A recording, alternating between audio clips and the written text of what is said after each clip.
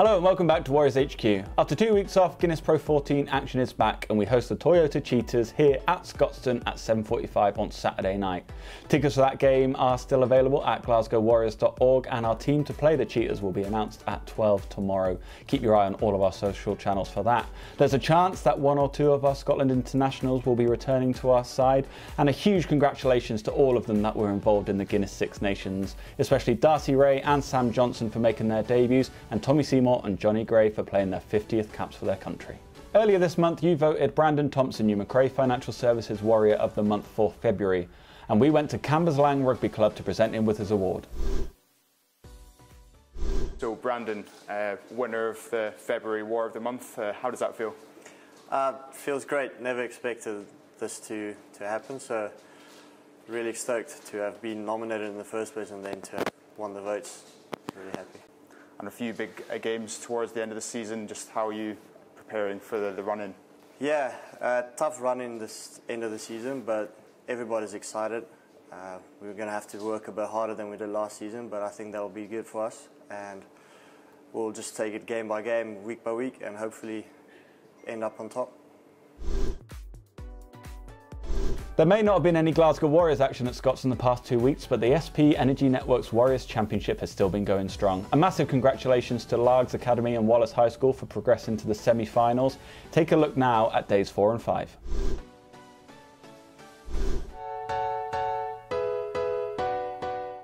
Everyone says you have to be quite big and scary to play rugby, but it's not at all. It's just anyone can play rugby. You don't need to be any particular size or gender or anything. It's just a good game for everyone. The social aspect as well. Yeah. And it's good there's more and more girls that are taking up the sport as well. Oh yeah, definitely. See, when I first started playing there wasn't a lot of girls, but over the years it's just kept increasing in the numbers. Have you got any favourite players? Mine's Stuart Hogg. I like George Horn. Jamie, 3 years competing at the Warriors Championship, and it's third time lucky you're through to semis. You must be delighted. Yeah, no, the kids are absolutely delighted with their performances today. You could probably hear them earlier on, they were singing away, they're quite happy, so no, they're chuffed to bits today with their performance, so delighted for them.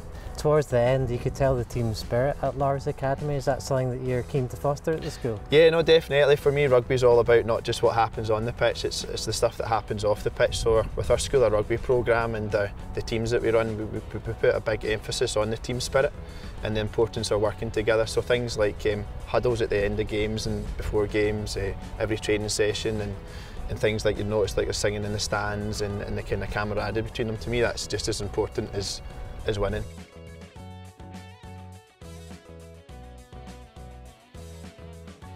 I like the contact and I like the fitness aspect and the whole physicality of it, and I like there's a respect about it. Yeah, because it shows that everyone can play and everyone is good at something in this sport. Who's your favourite player? Nico Matalawi. Yeah, what do you like about him? He's got speed, and even though he's a little bit smaller, he can still do the business at the wing.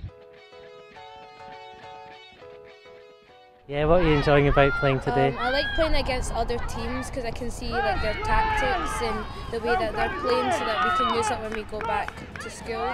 The fact that it's easy to make friends and it's just a good sport to play, and I've went to a few Warriors games. Chris, third year playing in this event and you're qualifying for the semis once again. Yeah, it's fantastic to come out to Scotstoun as always, and we put a lot of pressure on ourselves. The kids finishing second in the final last year, they were a bit kind of tentative, but coming for a third year and qualifying again, it's always good to come and actually do really well and see the kids succeed.